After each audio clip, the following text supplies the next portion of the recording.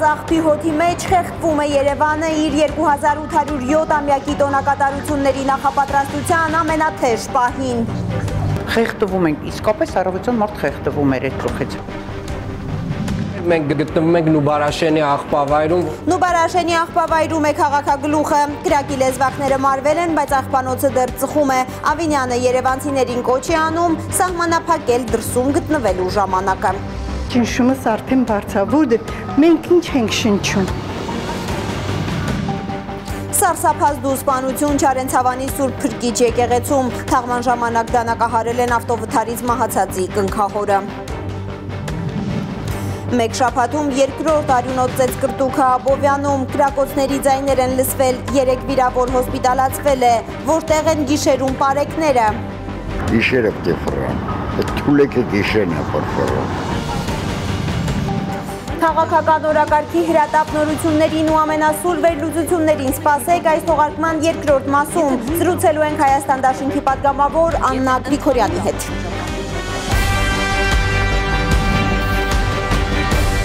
Հոկտեմբերի 11-ի գլխավոր նորությունները կհայտնի Հայլուրը, բարի երեկո, սիրելի հայրենակիցներ, նախ սարսափազդու սպանության մասին, որ եղել է Չարենցավանի Սուրբ Փրկիչ եկեղեցում։ Թաղմանը նախորդող հոգևոր ծեսի ժամանակ հենց եկեղեցու ներսում դանակահարել են հանգուցյալի կնքահորը։ Նա ծայրահեղ ծանր վիճակում տեղափոխվել է Չարենցավան բժշկական կենտրոն, բայց կյանքը փրկել չի հաջողվել։ 57-ամյա տղամարդը դանակի մի քանի հարված է ստացել։ Շամշյան Քոմի տեղեկացմամբ սպանվածի սանիկը զոհվել էր Արագածոտնի մարզում տեղի ունեցած խոշոր ավտովթարի պատճառով։ Ոստիկանները ձերբակալել են սպանության համար կասկածվող 26-ամյա երիտասարդին։ Ըստ նախնական տեղեկությունների նա հաշվառված է հոգեբուժարանում։ Հայտնաբերվել է նաև հանցագործության գործիք դանակը։ Տեղեկությունը հաստատել է ներքին գործերի նախարարության խոսնակը։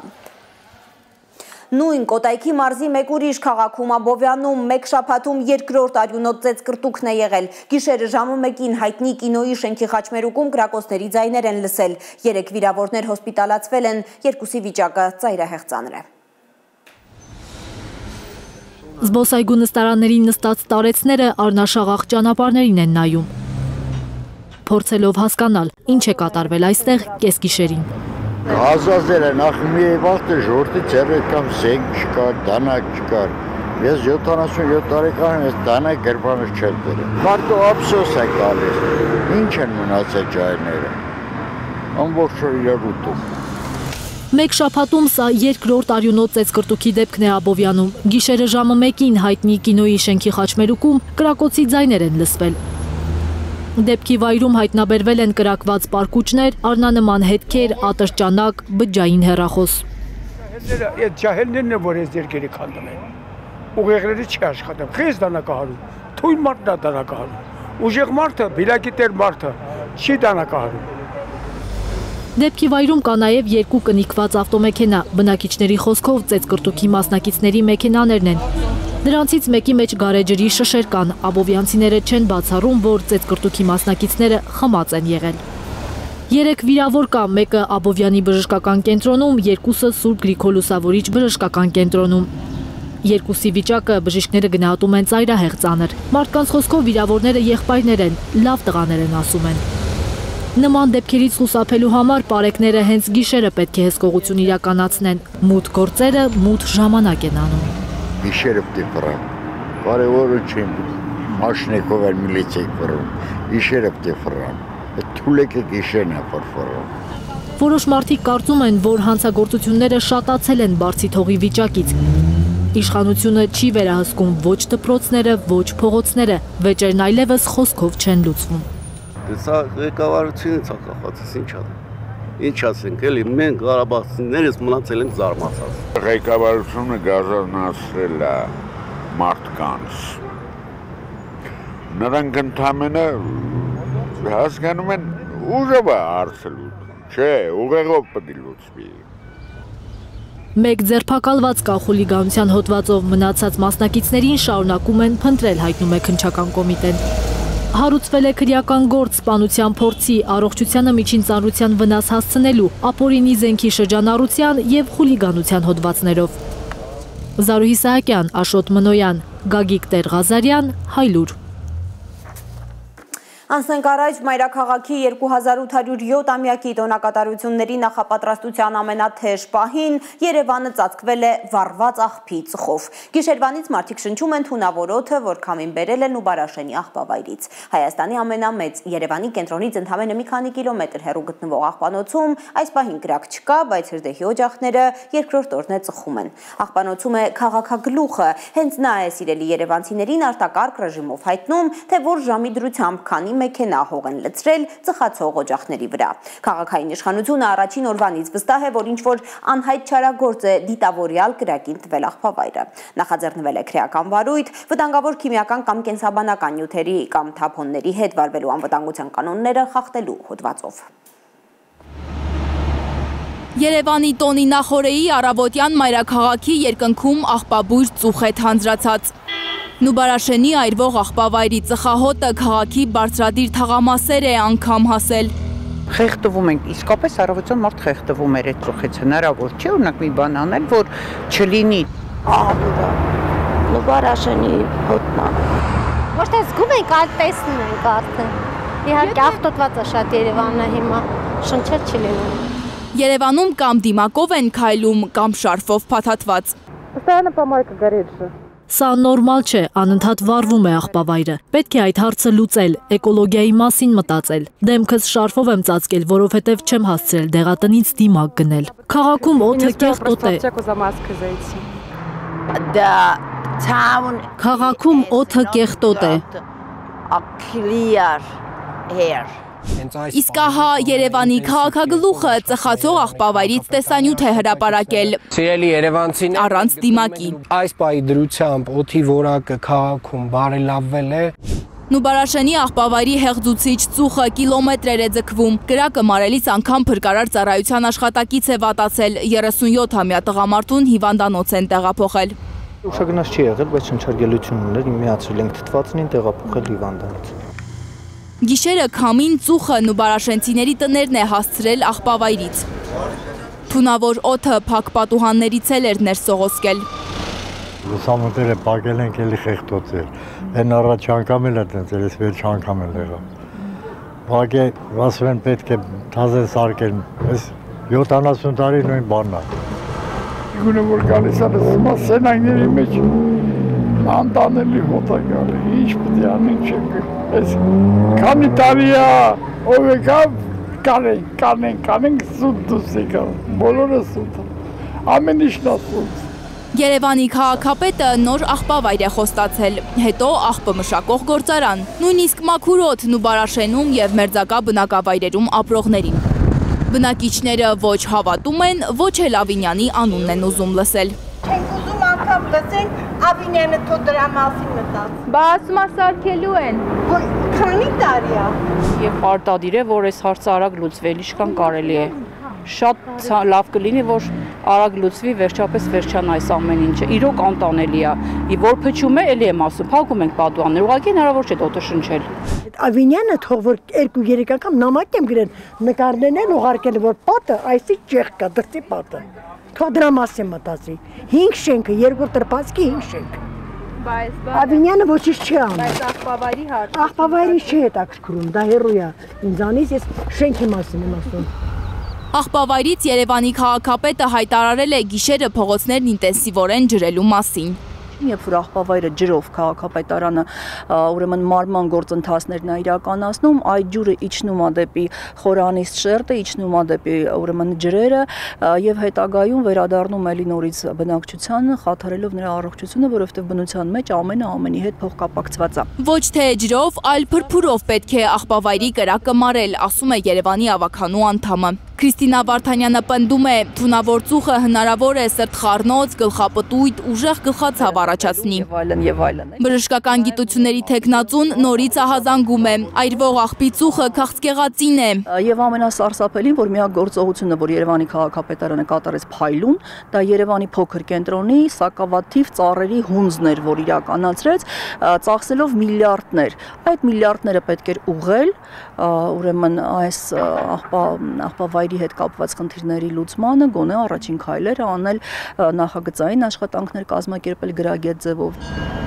Երևանի քաղաքապետարանում բարձր տրամադրություն է, շաբաթ կիրակի էլ չունեն, Երևանի տոնին նվիրված համերգին են պատրաստվում։ Իսկ կարելի է համերգ կազմակերպել մի քաղաքում, որի բնակչության մեծ մասը խեղդվում է գարշահոտից, թունավորվում ծխից։ Վիրավորված, բարգացած ու հիասթափված են երևանցիները։ Թող մի տարի էլ չերքեր, կամ մնացածը, թող ինչ-որ մի բան անեին, այս օդը վերացնել համար։ Քաղաքի տոնը ծուխի մեջ կորած։ Լանա Համբարձումյան, Միլենա Պողոսյան, Հայլուրի համար։ Խաղողի մթերման սեզոնի պիկին էկոնոմիկայի նախարարը գործարանատերերի գրպանն է գցում մթերման կոլապսի պատասխանատվությունը։ Մթերող գործարանների ճանապարհներին կիլոմետրանոց հերթեր են, բայց Պապոյանը իր մեղքը չի տեսնում։ Պետությունը ինչ անի, գործարարները խոստանում են գյուղացուն մթերել բերքը, բայց խոստումը դրժում են։ Խաղողագործների բողոքի ձայնն է հաջորդ ռեպորտաժում։ Խաղողով բեռնված մեքենաների 1.5 կիլոմետրանոց խցանում է Պրոշյանի կոնյակի գործարանի Արարատի մասնաճյուղ տանող ճանապարհին։ Տասնյակ խաղողագործներ օրերով սպասում են խաղողի մթերման իրենց հերթին։ Այս մարդկանց պնդմամբ մի գործարանից մյուսն են տանում խաղողը, որ մթերեն։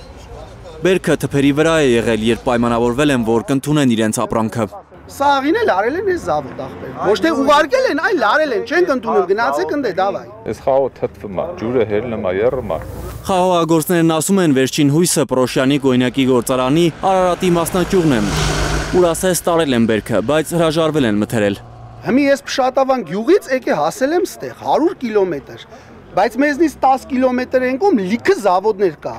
Ոչ մեկ չեն աշխատում, բացի այս մարդկանցից։ Լավ թե վատ գոյնը մթերը մենա։ Եթե ամբողջ Արմավիրի մարզում հենց հիմա 5 հատ ավտո տանենք չլարեն, ձեր կամերան մի ասեք եթանք։ Ցանկացած զավոդի հատ, եթե դες փեդով չտփին է ժողովրդին լարին, կասես դու սուտ ես ասում։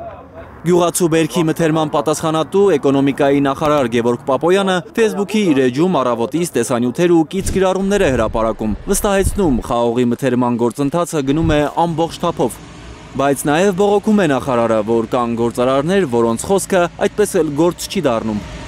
Պապոյանը 3 շաբաթ առաջ Արմավիրի մարզից մի տեսանյութ էր հրապարակել, որտեղ վստահեցնում էր, որ այս տարի խաղողի մթերման խնդիր չի ունենալու գյուղացին։ Այս տարի մթերման հետ կապված որևէ խնդիր չենք ունենա, խաղողի ամբողջ բերքը բավականին նորմալ գներով կմթերվի եւ նաեւ ֆերմերներն են բավականին գոհ պրոցեսից։ Հիմա ֆերմերները ոչ միայն դժգոհ են մթերման պրոցեսից, անցարյացիր հերթերից, այլև գնից։ Խնդիրը գալիս է օկտեմբերյանից։ Օկտեմբերյան ինչքան զավոդ կա փակել է։ Մենք ունենք կնքած պայմանագրեր, տված օրերի չեքեր, այդ լրիվ ունենք, եկանացի փագ ակսիոն չեք բերում։ Մեր պետությունն է, որ իր ղեկավարությունով բռնած, դի հոգատարության մոտիկանան իր հասարակ ժողովրդին։ Իրա ոնց որ ասած հարկատու հերոսներին, հա։ Խաղող մշակելը ծախսատար է ու ամեն տարի ավելանում է այդ ծախսը պարարտանյութի, վառելիքի գնաճի ֆոնին։ Նեղսրտած մարդիկ հիասթափվել են իրենց աշխատանքից, շատերն են որոշել քանդել այգիները։ Էդգար Ղուշչյան, Հայկ Ավանեսյան եւ Աշոտ Մնոյան, Հայլուր։ Սիրելի հայրենակիցներ, այժմ համառոտ այն մասին, թե ինչ ունենք թողարկման երկրորդ մասում։ Արել ենք մեկ անգամ, կանենք երկրորդ անգամ։ Ալիևի կամքից կախված հրադադար, թե իրական երաշխիքներով խաղաղություն է ուզում Հայաստանը։ Երկրորդ նախագահի մեծ ասուլիսի գլխավոր մեսիջները կքննարկենք Հայաստան խմբակցության պատգամավոր Աննա Գրիգորյանի հետ։ Թիվ 1 ընդդիմադիր քաղաքական գործիչը շարունակում է լինել նախագահ Քոչարյանը։ Մյուս տարեսկզբին քաղաքական ուժ կդառնա մեր ձևովը, արդեն խոստանում են Փաշինյանի համար վերադարձ նախկինին լինելու է, նա նորից դառնալու է ընդդիմություն, առայժմ Սամվել Կարապետյանի ազատության պահանջով հանրահավաք կանեն։ Գնում ենք պահանջելու ազատություն, գնում ենք պահանջելու արդարություն։ 4 մետր խորությամբ փոս կփորվի Ձիձեռնագաբերդի հուշահամալիրի տարածքում անձրևաջրերի հարցը լուծելու համար, թե իբրև խրամատ, որ երբեք չի լուծվի։ Ներձուլված էին հիմքի հետ, ինչի եք պոկում այդ քարերը։ Սպասեք նաև միջազգային օրակարգի թոփ նյուզերին, մոտ 250,000 պաղեստինցիներ արդեն վերադարձել են գրեթե ամբողջությամբ քանդված Գազա։ Ոչ մի բան չկա, նույնիսկ մեր լուսանկարներն ու հիշողություններն են անհետացել։ Ներողություն ենք խնդրում տեխնիկական փոքրիկ խոտանի համար, սիրելի հայրենակիցներ, եւ այսպես Թրամփի, Փաշինյանի ու Ալիևի ստորագրած փաստաթղթերի վտանգները շրջանցելու հնարավորություն է տալիս ըստ քաղաքագետների Ռոբերտ Քոչարյանի թրիփը երկարացնելու առաջարկը, որի մասին նա խոսեց շաբաթասկզբին հրավիրած մեծ ասուլիսի ժամանակ։ Այս բանաձևը արդեն մի քանի օր է քաղաքագիտական քննարկումների առաջին պլանում է։ Շատերի խոսքով հենց այդ առաջարկը կարող է բացել տարածաշրջանային իրական խաղաղության ճանապարհը։ Առաջարկի ու երկրորդ նախագահի արտաքին քաղաքական, ներքաղաքական մյուս կարևոր մեսիջների շուրջ Հայաստան խմբակցության պատգամավոր Աննա Գրիգորյանի հետ տեսագրած հարցազրույցը կդիտեք րոպեներ անց, մինչև դա ասուլիսի արտաքին քաղաքական ու անվտանգային գլխավոր շեշտադրումները։ Կա զինադադար կախված մեկ մարդու ցանկությունից։ Մեկ մարդու Ալիևի կամքից կախված զինադադար է Քոչարյանը անվանում այն, ինչը Վաշինգտոնյան փաստաթուղթը օդում թափահարելով որպես խաղաղություն է ներկայացնում Փաշինյանը։ Զինադադար է ոչ թե խաղաղություն եւ զինադադար է մեկ մարդու տրամադրությունից կախված։ Իսկ դուք հավատում եք, հարցնում է Քոչարյանը, Ալիևի բարի կամքին։ Այն Ալիևի, որ քնած այս պայի գլուխը կտրողին հերոսի կոչում տվեց։ Փաշինյանը հավանաբար հավատում է։ Նա որոշել է կրճատել Հայաստանի եկող տարվա պաշտպանական ծախսերը այն դեպքում, որ Ալիևը նորից է ավելացրել բյուջեից բանակի համար հանվող փողը։ Կայուն խաղաղությունը այն խաղաղությունն է, որը հենված է ուժերի բալանսի վրա։ Եթե խաղաղությունը հենված չի ուժերի բալանսի վրա, ուրեմն այդ խաղաղությունը կախված է կողմերից մեկի բարի կամքից։ Հայաստան դաշինքի առաջնորդը համոզված է, խաղաղության օրակարգը, որ ընտրությունների շեմին առաջ է մղում Փաշինյանը, սնանկ է։ Ինքը առաջարկում է իրական խաղաղություն, իրական երաշխավորներով։ Ալիևի տրամադրությունից է կախված այդ խաղաղությունը, որովհետև այդ փաստաթղթերում եւ ընդհանրապես որևէ տեղ չկան որևէ երաշխիքներ, չկան երաշխավորներ, չկան մեխանիզմներ, թե խախտելու դեպքում ինչ է կատարվում։ Մենք առաջարկում ենք խաղաղություն, որը կունենա վերահսկելու մեխանիզմներ։ Մենք առաջարկում ենք խաղաղություն, որը դեմ չեն խաղաղության իհարկե, ոչ մեկը դեմ չի, բայց խաղաղություն, որը կունենա երաշխավորներ, որոնք պատասխանատվություն կկրեն այդ պայմանագրերի կատարման, ոչ թե վկա կլինեն, այլ պատասխանատվություն կկրեն։ Օգոստոսի 8-ի Վաշինգտոնյան փաստաթղթերը խաղաղություն չեն երաշխավորում ըստ Քոչարյանի, դրանից շահում են միայն Ադրբեջանը ու Միացյալ Նահանգները։ Միացյալ Նահանգները ստացել են Միջանցքի վերահսկողություն, ապագայում ձևավորվող Միջանցքի վերահսկողություն, ստացել են Իրանի հետ սահման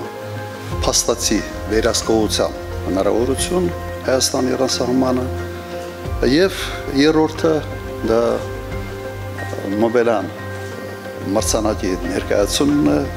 Միացյալ Նահանգների նախագահին։ Իսկ Ադրբեջանը ստացել է անխափան ցամաքային կապ Նախիջևանի հետ Հայաստանի տարածքով, Մինսկի խմբի լուծարում եւ չեղարկում այն բանաձևի, որով Վաշինգտոնը չէր կարող ռազմական օգնություն տրամադրել Բաքվին։ Հիմա ինչ է ստացել Հայաստանը։ Անկեղծ ես փորձել եմ այդ փաստաթղթերում գտնել որևէ կոնկրետություն, թե ինչ է ստացել Հայաստան։ 0։ Նիկոլ Փաշինյանը Միացյալ Նահանգներում Սպիտակ տանը եղել է դեկորացիայի դերում, այնտեղ եղել են սեղան, աթոռ, նկար, դրոշկար եւ Փաշինյան կար։ Իսկ ինչ է առաջարկում երկրորդ նախագահը։ Մի հնարք է Միացյալ Նահանգների առաջնորդը այն խաղացողը չէ, որի հետ ձեռք բերված պայմանավորվածությունը հենց վաղը հնարավոր լինի չեղարկել։ Առաջի տարբերակը փորձել այնուամենայնիվ մեծացնել այս պրոյեկտը։ Տրամփը սիրում է ամեն ինչ ավելի մեծ, այսպես խոշոր, ավելի տպավորիչ պրոյեկտներ։ Իրական խաղաղությունը բերող առաջարկը ըստ Քոչարյանի Երասխ Ջուլֆա երկաթուղու գործարկումն է ու Հայաստան-Ռուսաստան երկաթուղային կապի ապահովումը Ադրբեջանի տարածքով։ Կարող էր պնդել, որ Տրամփի ճանապարհը լինի ոչ թե 42 կիլոմետրանոց, այլ լինի առնվազն 4-5 անգամ ավելի երկար, մինչև Երասխը։ Եվ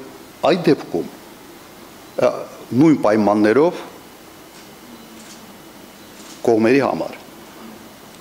այդ դեպքում պատասխանատվությունը կլիներ հենց Միացյալ Նահանգների վրա, այդ Միջանցքի այդ ամբողջ ճանապարհի անխափան աշխատանքի։ Հեշտ էր սրան հասնել, այո հեշտ էր, որովհետև Միացյալ Նահանգների շահը այստեղ ակնհայտ երևում է։ Քոչարյանը չի կասկածում նաև, որ Ալիևը կմերժի այս առաջարկը, մերկացնելով իր իրական ցանկությունը, Հայաստանը պրոյեկտից չպետք է օգուտ ստանա։ Միացյալ Նահանգների մերժողը ոչ թե Հայաստանն էր լինելու, այլ Ալիևն էր։ Այդ ժամանակ արդեն հաղթաթուղթ կստանա հայկական կողմը։ Կկարողանա ասել Թրամփին, որ նոր իրավիճակում ինքը իր ուժերով կկառուցի ճանապարհի այն մասը, որ պետք է անցնի Սյունիքով։ Մենք պետք է այդ խիզախությունը ունենանք Հայաստանի շահերը առաջ մղելու։ Չմտածենք, որ մի բան հանկարծ որ այն չասեմ, sense Տրամփը կարա ինձ մի քիչ վատ նայի։ Վատ չի նայելու, հակառակ ես ավելի շատ է հարգելու։ Sense պամպերսներով գնում են բան սպիտակ տուն։ Միֆ է անվանում Քոչարյանը Փաշինյանի թեզը, թե Հայաստանը փող չունի այդ ճանապարհը կառուցելու համար։ 17 թվականին մենք Հայաստանի համահայկական հիմնադրամը կառուցել է Վարդենիս Մարտակերտ ճանապարհը։ Ընդհանրապես այստեղ 114 կիլոմետր երկարությամբ։ Ինչքան փող է ծախսվել ձեր կարծիքով։ 17 միլիարդ դրամ, որի մի զգալի մասը կառուցվել է շատ ավելի բարդ տեղանքում, շատ ավելի բարդ եւ գրեթե զրոյից։ 17 միլիարդ դրամ մոտ 40 միլիոն դոլար։ 1 կիլոմետրը մոտավորապես 400,000 դոլար։ Մի քանի տարի անցել է, դրան գումարենք սղաճը, արժեք զրկումը, գումարների եւ մենք հաշվենք 500,000 դոլար։ Դրան գումարենք ավելի լայն ճանապարհ, ավելի լավ, ավելի սիրուն, ներառենք նաեւ ԿՊ-ի օդկատները, որոնց մասին ուղղակի բոլորն են այսօր խոսում, թող այդ ճանապարհը 1 կիլոմետրը լինի 1 միլիոն դոլար։ 43 միլիոն դոլարով կարելի է կառուցել ավտոճանապարհ։ Եվս 43 միլիոն դոլար ու ճանապարհին նաև երկաթուղային ռելսեր կդրվեն։ Հայաստանի պահուստային ֆոնդը 65 միլիարդ դրամ է, հուշում է Քոչարյանը։ 160 միլիոն դոլար։ Բալավ ամոթ չեք անում։ Հայաստանի ամենից գրավիչ կտորը հանձնել Միացյալ Նահանգներին, ստեղծել ռիսկեր Իրանի հետ հարաբերություններով, հեքիաթ պատմել 1 միլիոն դոլարանոց ծրագրի մասին, 1 միլիարդ։ Երբ դու ունես հնարավորություն 2-3 տարում ոչ այդ ճանապարհը կառուցել։ Ապշում է Քոչարյանը, երբ հայերը արձագանք են սպասում Թրամփից, ամեն անգամ, երբ Ալիևը Զանգեզուրի միջանցք է ասում, չնայելով Փաշինյանի ալերգիկ ռեակցիաներին։ Բայց խիպտի նախագահ Տրամփը արձագանք։ Հիմա մեկը մի բան ասում, մեկը մյուս բան ասում, որ շատ համահան են ասելու երկուսս էլ հիասթափված եմ։ Ինչի եք դուք սպասում, թե Միացյալ Նահանգների նախագահը պետք է արձագանքի։ Ինքսի Հայաստանի տեղը չգիտի։ Եվ ասեմ, Հայաստանը այն նշանակությունը չունի, եթե Միացյալ Նահանգները ունենային Հարավային Կովկասում կենսական շահեր, Հայաստանի անունն էլ չէր շփոթի Ալբանիայի հետ, Ադրբեջանի, Կամբոջայի հետ։ Հիմա մի իրավիճակում ենք, որ երազանքի փաստաթուղթ է դարձել անգամ նոյեմբերի 9-ի Պուտին-Փաշինյան-Ալիև եռակողմ հայտարարությունը, այն գոնե Արցախի գոյություն էր ենթադրում։ Ու հիմա Հանրապետության գլխին պատմական ողբերգություններ բերելուց հետո Փաշինյանը խոսում է 4-րդ հանրապետություն ստեղծելու մտադրության մասին։ Արյան մեջ թաթախել է երրորդը, հիմա իրեն թվում է, թե 4-րդը հռչակելով ես մի հատ լավ դուշ ընդունում էլի, sense բանով մաքրվում է եւ sense պուպուշ մտնում է 4-րդ հանրապետություն։ Երրորդ հանրապետության դահիճ է ըստ էության անվանում Նիկոլ Փաշինյանին երկրորդ նախագահը, բարդույթներից ծնված դահիճ, որին միայն Ֆրեյդ կարդալով է հնարավոր հասկանալ։ Բոլոր այն կարգախոսները, որով ինքը եկել է իշխանության եւ պահել է այդ իշխանությունը, այսօր սնանկ է։ Ռոբերտ Քոչարյանի համոզմամբ պարտությունը խաղաղության հոմանիշ է փորձում սարքել Փաշինյանը եւ միայն 2026-ի ընտրություններով ժողովուրդը կարող է ասել նրան, որ համաձայն չէ, հոմանիշներ չեն պարտությունը ու խաղաղությունը։ Լարա Արաքելյան, Արմեն Ապրեսյան, Հայլուր։ Հայաստան խմբակցության պատգամավոր Աննա Գրիգորյանի հետ են քննարկելու Ռոբերտ Քոչարյանի ասուլիսի հիմնական մեսիջները։ Բարի երեկո, Տիկին Գրիգորյան, շնորհակալ եմ, որ այստեղ եք։ Քաղաքագիտական դաշտում մեծ արձագանք գտավ թրիփը երկարացնելու երկրորդ նախագահի առաջարկը։ Շատերը այն անվանեցին տարածաշրջան իրական խաղաղություն բերելու ռեալ հնարավորություն։ Իհարկե Ռոբերտ Քոչարյանն ինքն էլ նկատեց, որ Ալիևը հազիվ թե ընդունի այդ առաջարկը, բայց դա նրա դուր կբացի, որպեսզի հայկական կողմը կարողանա բանակցել Սյունիքի հատվածով անցնող ճանապարհը ինքը կառուցելու համար։ Սա հենց այն է, ինչ փորձելու է անել ձեր քաղաքական թիմը իշխանություն վերցնելու դեպքում։ Նախ առաջին արձանագրումը, որ կուզենայի անել այն է, որ նախագահ Քոչարյանը ինքը շատ հստակ արձանագրեց, որ իշխանության գալով ոչ թե պետք է ուղղակի օգոստոսի 8-ի ընդունված պայմանավորվածությունները դեն նետել, այլ պետք է աշխատել այնպես, որպեսզի այն իսկապես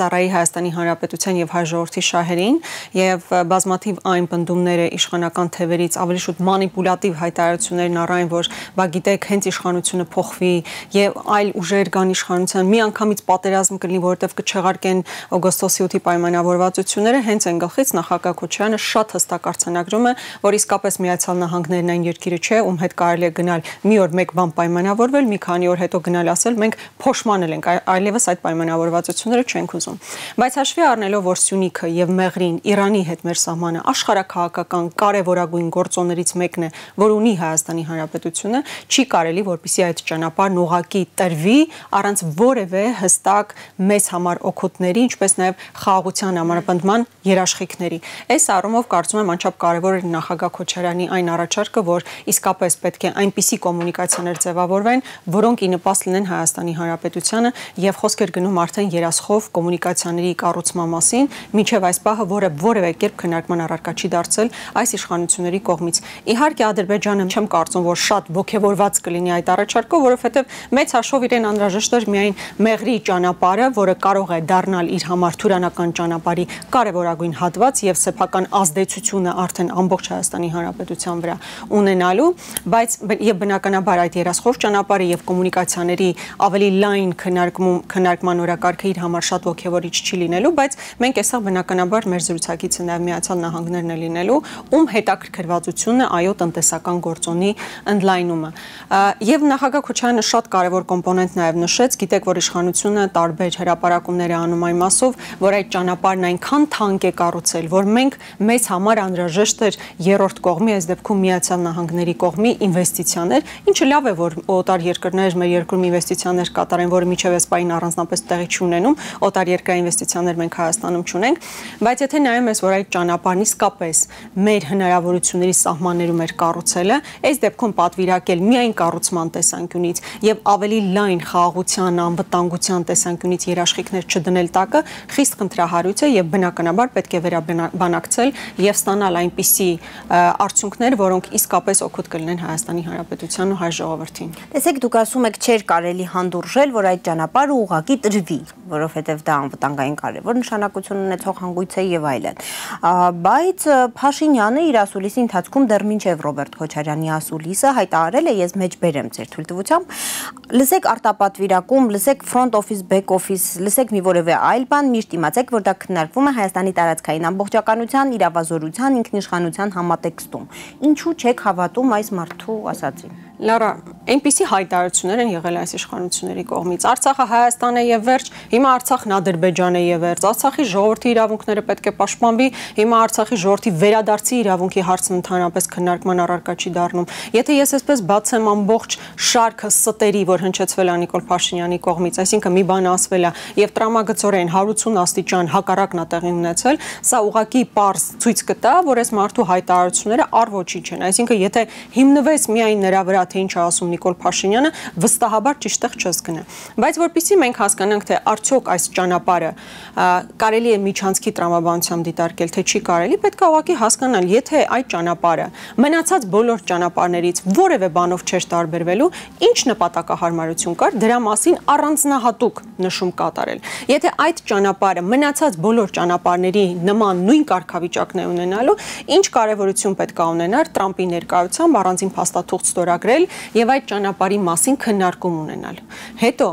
տեսեք, Իրանով այս պահին Ադրբեջանը կապվում է Նախիջևանին եւ այնտեղ սովորական ռեժիմով, այսինքն սահմանապահների ստուգումներ եւ այլն, եւ Իրանի եւ Ադրբեջանի միջև նման օրինակ որևէ պայմանավորվածություն չկա այդ ճանապարհի տրանզիտի մասով։ Հիմա եթե մենք նույն տրամաբանությամբ պետքա տայինք, Լարա, հիմա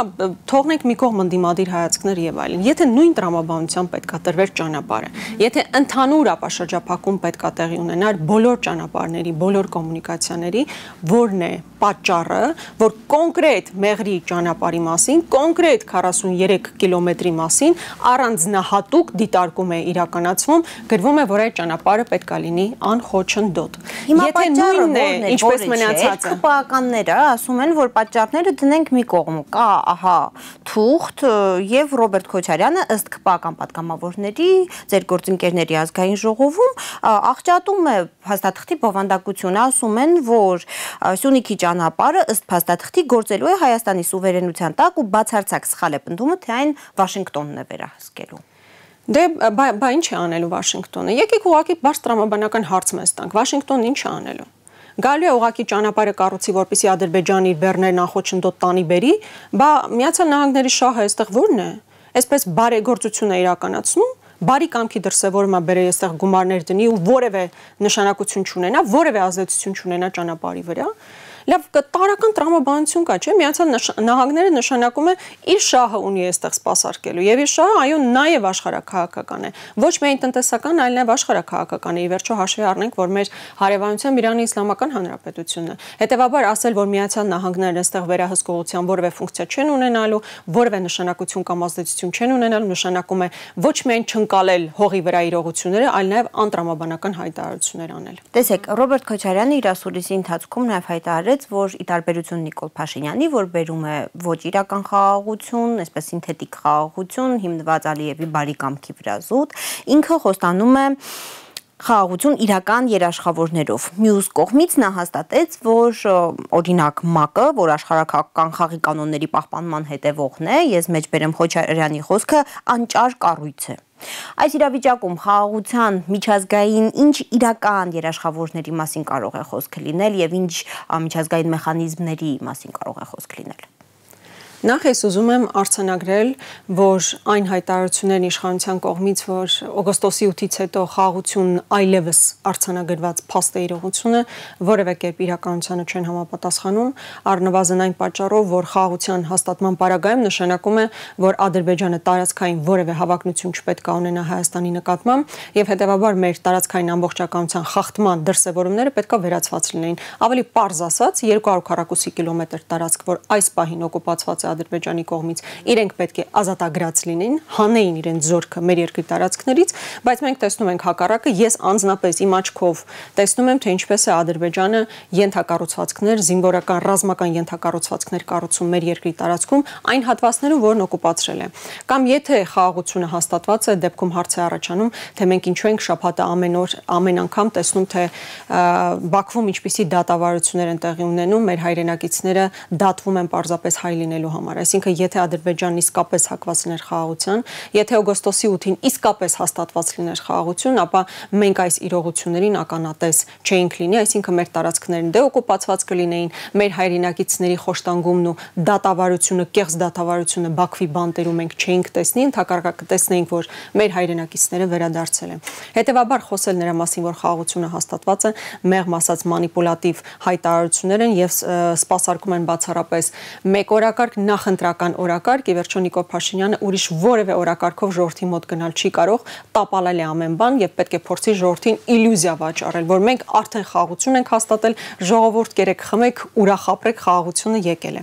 Բայց այն ինչի մասին խոսում էր նախագահ Քոչարյանն, իսկապես իրական անվտանգության մեխանիզմների հիման վրա խաղաղության հասնելու մասին է, որովհետեւ եթե օգոստոսի 8-ի պայմանավորվածությունները կարդաք, այնտեղ չեք տեսնի որևէ երաշխիք, նույնիսկ երաշխավոր կողմ գոյություն չունի։ Միացյալ Նահանգները այնտեղ ընդամենը վկայի witness-ի կարգավիճակով էր, ընդամենը ստորագրում էր, որ մենք վկայենք, որ այս երկու երկրները իրար միջև պայմանավորվածություն են ձեռք բերում։ Ընդ որում ոչ թե խաղաղության պայմանագիր է կնքվում, այլ խաղաղության պայմանագրի նախաստորագրում է ընդամենը, որը իրավական ուժ չունեցող փաստաթուղթ է, բայց նույնիսկ եթե իրավական ուժ ունենար, այնտեղ անվտանգության մեխանիզմներ չկար, երաշխավորող կողմ չկա, իսկ մենք ինչ ենք տեսել, որ Նիկոլ Փաշինյանը շարունակաբար հայտարարում էր, որ մենք պետք է Ադրբեջանի հետ մնանք տետատետ, երկուսով հարցերը քննարկենք եւ երկուսով պայմանավորվածությունների գանք։ Այն պարագայում, երբ պատերազմից հետո ակնհայտ է հաղթող կողմ եւ պարտվող կողմ եւ ընդ որում մի մարդու դեմքով, ով նվաստացած է, պարտված է, ով այնքան ջախջախված է, որ որևէ կերպ հակազդելու որևէ բան չի կարողանում առաջարկել, մենք տեսնում ենք, որ Ադրբեջանը ինչ պարտադրում էր, Նիկոլ Փաշինյանը ընդունում էր, ինչ պարտադրում է, ընդունում է։ Հետևաբար այս իրավիճակում իսկապես երրորդ կողմի կամ կողմերի ներգրավվածությունը բալանսավորելու այս դիսբալանսը, ուժերի հողի վրա դիսբալանսը անչափ կարևոր էր, որից հրաժարվել է Նիկոլ Փաշինյանը։ Դուք գիտեք, որ օրինակ Արցախի հիմնախնդրի հետ կապված կար Մինսկի խմբի համանախագահության ֆորմատ, որը եւս չեղարկել է, եւ հետեւաբար որևէ այլ կողմի ներգրավվածություն բացառումը Նիկոլ Փաշինյանի կողմից բերում է այն իրողությանը, որ մենք տեսնում ենք, այսինքն հաղթող կողմը պարտադրում է խաղաղություն, այս դեպքում պարտադրում է, որ մենք կապիտուլացվենք ամբողջ ժողովրդով։ Սա է այն իրողությունը, որ կա։ Իսկ ինչ վերաբերում է նրան, թե մենք ինչպիսի անվտանգային երաշխիքներ կառաջարկենք, դուք գիտեք, որ իսկապես բավականին մեծ փոփոխություններ են տեղի ունենում գեոպոլիտիկ քարտեզի վրա, այո, ՄԱԿ-ի ազդեցությունը բավականին թուլացել է, բայց կան երկրներ եւ կան կազմակերպություններ, որոնց հետ էֆեկտիվ համագործակցության եւ բալանսավորված քաղաքականության առումով շահերի մեկտեղում կարող ենք իրականացնել եւ ոչ թե շահերի հակադրության վրա աշխատել։ Այսինքն Նիկոլ Փաշինյանը հիմա ինչ է անում, խիստ հակառուսական, երբեմն հակաիրանական քաղաքականություն, մտածելով, որ սա դեպի արևմուտք տանող քաղաքականություն է, բայց այնտեղից էլ անվտանգային երաշխիք դու այդպես էլ չես տանում։ Բայց ես կարծում եմ, որ չնայած Մինսկի խմբի համանախագահության ֆորմատը այս բան չկա եւ ՄԱԿ-ն էլ թույլաtsած վիճակում է, այնուամենայնիվ հնարավոր է բանակցել եւ գտնել ֆորմատ, այնպիսի ֆորմատ, որտեղ երկրները, որոնք հետաքրքրված են մեր տարածաշրջանում, կարող են ապահովել հողի վրա իրական խաղաղություն։ Տեսեք, ասացիք, որ Նիկոլ Փաշինյանը վարում է հակառուսական քաղաքականություն երբեմն նկատելիորեն, Ռոբերտ Քոչարյանը նրան իշխանությունը հաճախ մեղադրում է պրոռուսական քաղաքականություն վարելու համար։ Ինքը ասուլիսի ընթացքում հայտարարեց, որ իր կառավարման տարիներին արդյունավետ կարողացել է աշխատել նաև ամերիկյան կողմի հետ, նույնիսկ օրինակներ բերեց արդյունավետ աշխատանքի, բայց աշխարհաքաղաքական այս իրավիճակում, որի մասին դուք էլ շատ հստակ քիչ առաջ նշեցիք, տեսնում եք արդյունավետ համագործակցության իրական շանսեր հակադրվող ուժերի հետ, այսինքն դուք ասում եք, եկեք ոչ թե հակադրենք, այլ փորձենք գտնել հատման կետեր, բայց ինչպես գտնել հատման կետեր, հնարավոր է արդյոք գտնել հատման կետեր ուժերի միջև, կենտրոնների աշխարհաքաղաքական եւ ուժային, որոնք արդեն իսկ հակադրված են իրար։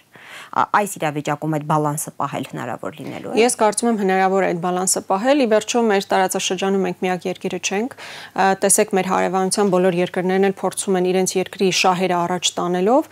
համագործակցել ինչպես Ռուսաստանի, այնպես էլ Չինաստանի եւ Միացյալ Նահանգների հետ, մեր անմիջական հարևանության բոլոր երկրները վերցրեք։ Նույնիսկ Ռուսաստանը, Չինաստանը, Միացյալ Նահանգները ունենալով խիստ հակադրություններ իրար հետ, բազմաթիվ հարցերում քննարկման թեմաներ ունեն եւ նստում են բանակցությունների սեղանի շուրջ։ Այսինքն ասել, որ այդ գերտերությունների բախման ժամանակ մենք անհնար է, որ կարողանանք համագործակցել բոլոր կողմերի հետ, հնարավոր է։ Այլ բան է, թե դու այդ համագործակցությունից ինչ ես ուզում ստանալ։ Եթե քո իսկապես խնդիրը քո շահերը սպասարկելն է, այո, դու կարող ես գտնել հնարավորություն։ Իսկ այս իշխանությունների գերխնդիրը այս բային սեփական աթոռը պահելն է եւ դրա համատեքստում Փաստում բոլոր զիջումներն անում է ընդհանրապես ժամանակ շահելու Ադրբեջանի կողմից, որևէ բախում, չգիտեմ, այլ այսպիսի էքստրեմալ պայմաններ չստեղծել, որպեսզի կարողանա ժողովրդին վաճառել իլյուզիան, խաղաղության եւ գնա վերարտադրման գործընթացով։ Բայց ես տեսնում եմ, որ հնարավոր է բնականաբար եւ Իրանի հետ համագործակցությունը, եւ Ռուսաստանի, BRICS անդամ երկրների հետ, Չինաստանի, Հնդկաստանի տնտեսական այնքան հզոր պոտենցիալ կա, որ մենք կարող ենք օգտագործել, բայց յուրաքանչյուր պետության կազմակերպության հետ համագործակցելիս մենք շատ լավ պետք է հասկանանք, թե այդտեղ ինչ հնարավորություններ կան։ Իսկ անպես պետք է շատ միամիտ լինել կարծելու, որ արևմուտքից մենք կոնկրետ անվտանգային պաշտպանության մեխանիզմներ կարող ենք ստանալ։ Արևմուտքը, հավաքական արևմուտքը այստեղ ներկայացված է տարածաշրջանում Թուրքիայի տեսքով։ Մենք ուզենք դա ընդունել, չուզենք, մեզ համար հաճելի լինի, հաճելի չլինի, պետք է այդ իրողությունը տեսնել, որ արևմուտքը հավաքական եւ ՆԱՏՕ-ն որպես անվտանգային կառույց տարածաշրջանում ներկայացված է Թուրքիայի տեսքով եւ այս իշխանությունների այն հայտնի հայտարարությունները, որ մենք գնում ենք դեպի արևմուտք, շուտով Եվրոպական միության անդամակցության հայտ ենք ներկայացնելու եւ այլն, դեպի ոչ թե արևմուտք, ոչ թե դեպի Եվրոպական միություն, այլ ուղղակի Թուրքիա տանող քաղաքականություն է։ Եթե դուք ասում եք, որ իրավիճակը այսչափ վատ է, այսինքն արդեն դեպի Թուրքիա տանող քաղաքականություն մեկը մյուսը, մինչև 2026 թիվը, երբ նախատեսված են հերթական խորհրդարանական ընտրությունները, հնարավոր է վիճակը ավելի վատանա կամ վատանա անդառնալիորեն, այսինքն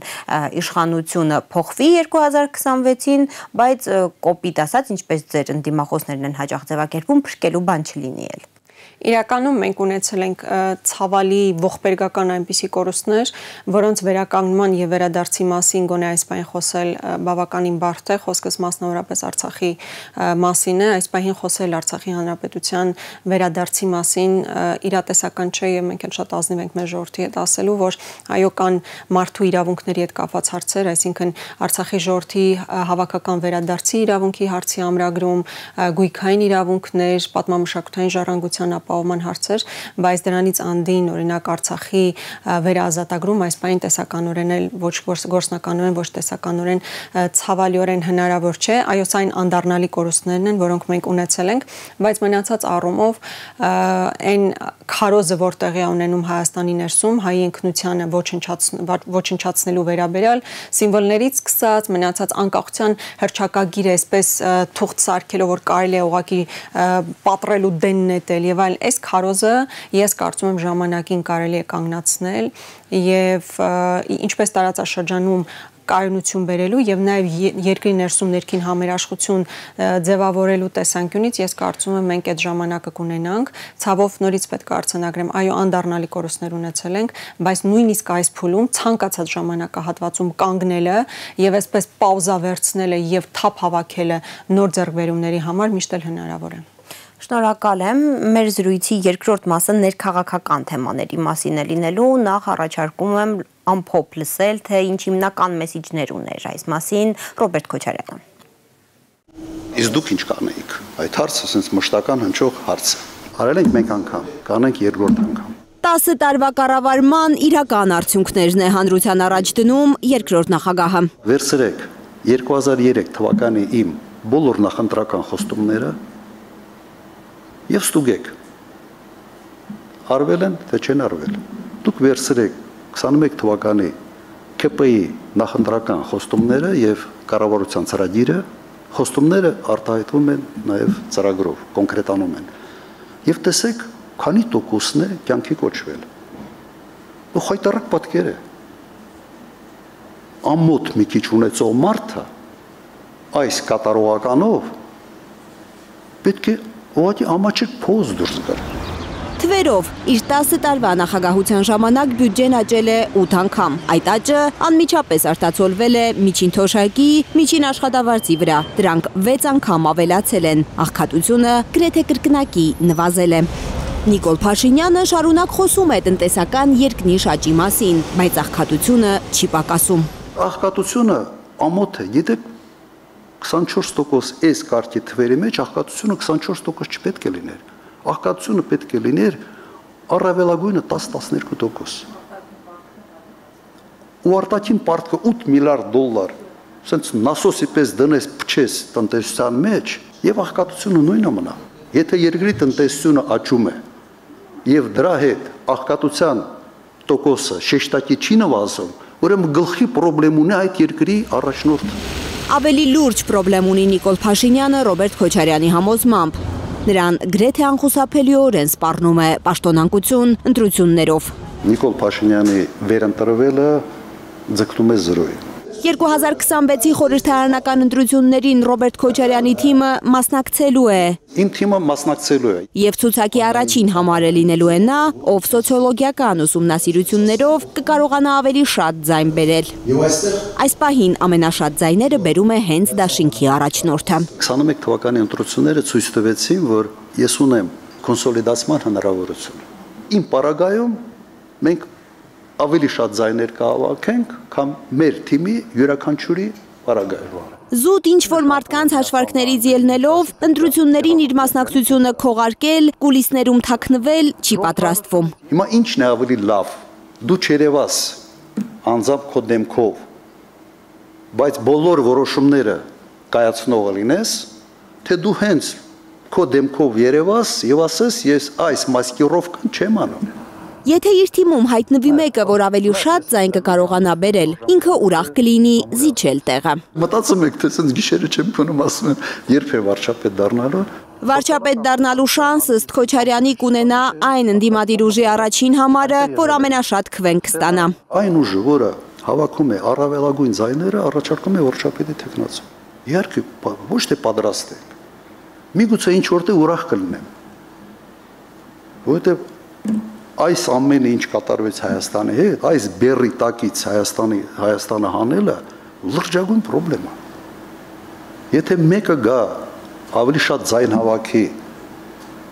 եւ դառնա վարչապետ, միայն ուրախ կլինեմ։ Երկրորդ նախագահի կանխատեսմամբ ապագայի կառավարությունը կոալիցիոն կլինի։ Ստեղծվելու է մի վիճակ, որ բոլոր ընդդիմադիր ուժերը խորհրդարանում եւ ցանկություն են ունենալու եւ այլընտրանք չեն ունենալու, չհամագործակցելու։ Սա այն դեպքը չի, որ դու սենց ուզում ես, չես ուզում։ Սա այն դեպքն է լինելու, որ դու ստիպված ես լինելու գնալ համագործակցության։ Հիմա եթե Գյումրիում Մարտունը եւ Վարդան Օկասյան գնացել են համագործակցության, ոնց դա կատարվեց։ Այս ընդդիմադիր դաշտում այդ կարգի, այսպես ասենք, վերաբերմունք բացասական իրար նկատմամբ ոչ մեկը չունի։ Այս պահին Քոչարյանը ընդդիմադիր երկու ուժ է տեսնում, որոնք միանշանակ շանս ունեն խորհրդարանում հայտնվելու։ Մեկը Հայաստան դաշինքն է, մյուսը Սամվել Կարապետյանի ստեղծվող կուսակցությունը։ Կլինի երրորդը, ես շատ կուզենամ, որ նաև լինի երրորդը։ Նախընտրական առաջին մեսիջն է երկրորդ նախագահը ուղարկում իշխող քաղաքական ուժին, չփորձեն հանկարծ գողանալ ժողովրդի քվեն։ Նման կարգի գործողությունները բերելու են հեղափոխության։ Լարա Արաքելյան, Արմեն Ապրեսյան, Հայլուր։ Մենք շարունակում ենք զրուցել Հայաստան խմբակցության պատգամավոր Աննա Գրիգորյանի հետ։ Տիկին Գրիգորյան, երկրորդ նախագահի հայտարարությունը, թե այս պահին երկու հիմնական ուժ է տեսնում, որոնք հաստատ կարող են մտնել ապագայի խորհրդարան, դրանք են Հայաստան դաշինքը եւ Սամվել Կարապետյանի ստեղծվող քաղաքական ուժը, այսպես փոթորկեց քաղաքական դաշտը ուղակի, որոշ ուժեր վերլուծեցին հայտարարությունը այնպես, թե Ռոբերտ Քոչարյանը փակում է խորհրդարանի դուռը այնպիսի խոշոր խաղացողի առաջ, ինչպիսին է օրինակ երրորդ նախագահը։ Այդ հայտարարությունը փոթորկեց, բայց եթե ամբողջության մեջ բերվեր այն ինչ ասել է նախագահ Քոչարյանը, վստահաբար ալեկոծվելու տրամադրություններ չէր ձևավորվի, մասնավորապես նախագահ Քոչարյանն ասում էր, որ ստեղծվել է այնպիսի իրավիճակ, գոնե այս պահին, հասկանում եք, այսօր այդպիսին է իրավիճակը։ Հիմա ոմանց դուր է գալիս, դուր չի գալիս, հիմա իրողությունն այդպիսին է, որ կա երկու խոշոր ուժ ընդդիմադիր դաշտում, որոնք պոտենցիալ ունեն, լուրջ ազդեցություն ունենալ ընտրական process-ների վրա, բայց նախագահ Քոչարյանը հետո շարունակում է, որ ցանկալի կլիներ, որ լիներ նաև երրորդ ուժը, որ կարողանա ամբողջությամբ այսպես հետ ընտրական կոալիցիայով իսկապես իշխանություն տապալել։ Խոսել նրա մասին, որ նախագահ Քոչարյանը փակել է այլոց համար հնարավորություն, ուղղակի անհեթեթություն է։ Պարզապես անհեթեթություն է, ընդհակառակն ասում է լավ կլինի, որ լինեն այդ ուժերը, որ լինի այնպիսի ձևավորված խմբեր, որոնք կկարողանան յուրաքանչյուրը մաքսիմալ կոնսոլիդացնելով իրենց ընտրազանգվածը խորհրդարանում պատկեր փոխեն։ Այսինքն ես չգիտեմ էլի, այստեղ ինչ կար այդպես խառնվելու, այդպես ալեկոծվելու, որովհետև այն իրողությունը, որ հիմա կա, այո, այդպիսին է։ Ավելին, երբ օրինակ երրորդ նախագահի մասով է գնում խոսքը, երրորդ նախագահը նույնիսկ չի հայտարարել, որ իրենք պատրաստվում են մասնակցել ընտրություններին։ Հետևաբար, այսպես վաց գալ, որ նրանց չի դիտարկվել այդ թվում, իրենք նույնիսկ չեն հայտարարել, որ մասնակցելու են։ Իրենք չեն հայտարարել, որ պատրաստվում են այդ ընտրություններին։ Հայտարարել է, որ զբաղված են ավելի կարևոր մի գործով այս պահին, հավանաբար նկատի ունենալով իմպիչմենթի գործ։ Դե իմպիչմենտի գործընթացի մասին այնքան շատ են խոսել, որ նույնիսկ այս պահին լրացուցիչ որևէ դիտարկում անելու կարծում եմ անհրաժեշտություն չկա։ Մեր գործընկերները պատիվ ունեմից հայտարարել են, որ մեր ստորագրությունները լինելու պարագայում կմիանան նաև ԿՊ-ական падգամավորներ, համենայն դեպս ասվել է, մեծ մասնավոր առանձին բաներ չեն ասել, բայց ընդհանուր կոնցեպտն այն էր, որ կան ԿՊ-ականներ, ում հետ իրենք բանակցում են եւ ովքեր պատրաստակամություն են հայտնել միանալու այն ժամանակ, երբ որ մենք մեր ստորագրությունները դնենք։ Դե ես կարծում եմ իրանք նման անպատասխանատու հայտարարություններ չէին անի, եթե չունենային որևէ հիմք, սպասենք արդյունքներին։ Շատ լավ։ Ընդդիմադիր շրջանակները շարունակում են Ռոբերտ Քոչարյանին մեղադրել սեփական անձը կուլիսներում գոնե մի որոշ շրջան չպահելու համար։ Այսինքն պնդում են, թե մարդիկ ավելի վստահ ձայն կտան ընդդիմությանը, եթե Ռոբերտ Քոչարյանը իր դեմքով չգնա ընտրություններին։ Տեսեք, ախր նախագահ Քոչարյանն իսկապես այնքան բաց է խոսել այս ասուլիսի ժամանակ։ Ինքն էլ որպես շատ ուղղամիտ մարդ ասել է այն, ինչ ինքը մտածում է։ Ասելով, որ այնպես չի, որ իր երազանքն է այս պահին էլ այս բարդ փուլում, իսկապես սա մեծ պատասխանատվություն է։ Վաղվա իշխանությունը ունենալու է խայտարակ մեծ պատասխանատվություն ու բեռ ժողովրդի առաջ։ Ու դա ամենամեծ ցանկությունը չի, որ հատկապես նախագահ Քոչարյանը անցած իր ուղին հաշվի առնելով այս պահին իր երազանքը չի, բայց հասկանում է իրողությունները։ Հասկանում այն բարդ մարտահրավերները, որի առաջ կանգնած է երկիրը եւ իր փորձը հաշվի առնելով պատրաստ է առաջնորդել մեզ այդ խնդիրների հաղթահարման տեսանկյունից։ Եվ երկրորդ կարևոր գործոնը, որ կա, այն է, որ իսկապես քաղաքական դաշտում այս տարիներին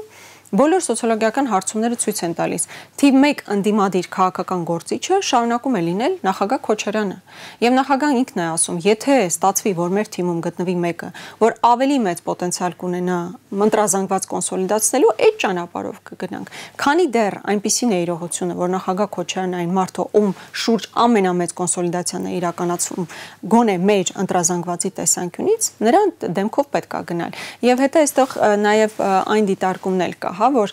կան ուժեր, որոնք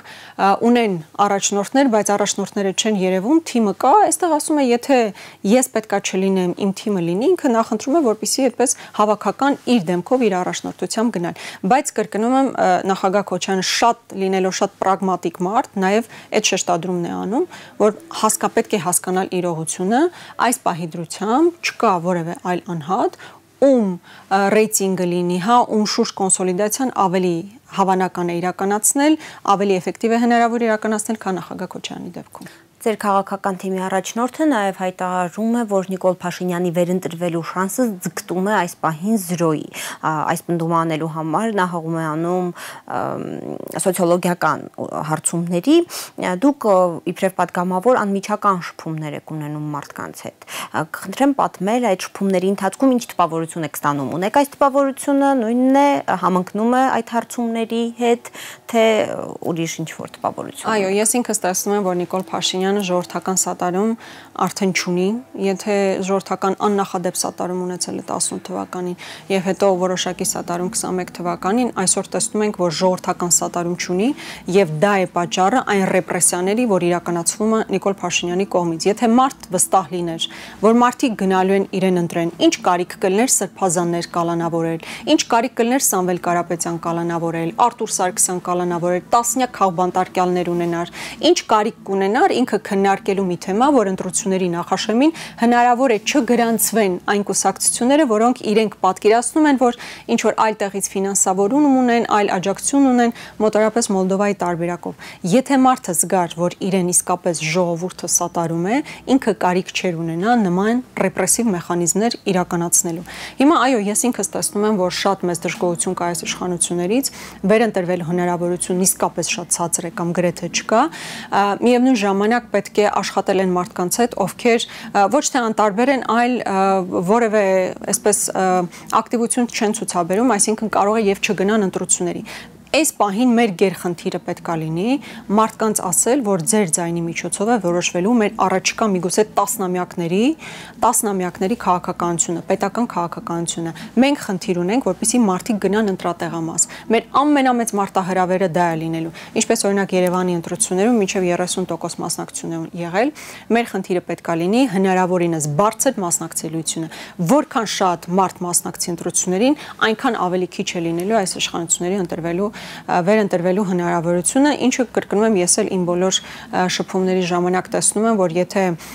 ընդդիմադիր ուժերը աշխատեն, ընդդիմադիր ուժերը կարողանան մաքսիմալ ընտրազանգված կոնսոլիդացնեն, մարդկանց համոզեն, որ ճիշտ է ընտրատեղամաս գնալը, աշխատեն այդ ուղղությամբ, ես տեսնում եմ, որ իսկապես հնարավոր է լինելու հետընտրական կոալիցիաների միջոցով տապալել այս իշխանություններին։ Ձեր մասնավոր զրույցների ընթացքում քաղաքացիների հետ երբևէ փորձառություն ունեցել եք, թեկուզ օրինակ կարող եք անգամ պատմել,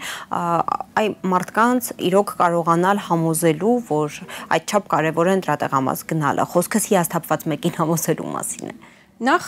երկու հիմնական վախ է աշխատում ընդհանրապես Հայաստանում, ցավոք սրտի ընտրական process-ները նաև